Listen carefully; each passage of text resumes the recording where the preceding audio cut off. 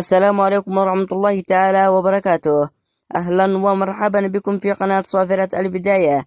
إليكم في هذا الفيديو الجديد الذي سوف أتحدث عن موعد المباراة والتوقيت والقناة الناقلة للمباراة القادمة التي ستجمع بين نادي الأهلي من أمام نادي جوهور من دوري أبطال آسيا للنخبة في ربع النهائي.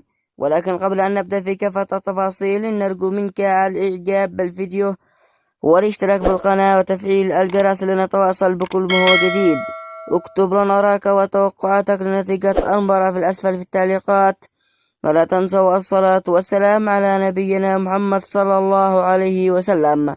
ستقام المباراة على ملعب الإنماء، وستقام المباراة بتاريخ الجمعة الموافق 2026 شهر 4 يوم 17 في تمام الساعة 5:45 مساء بتوقيت مكة. وبهذا قد نكون انتهينا من تفاصيل هذا اللقاء، وفي أمان الله.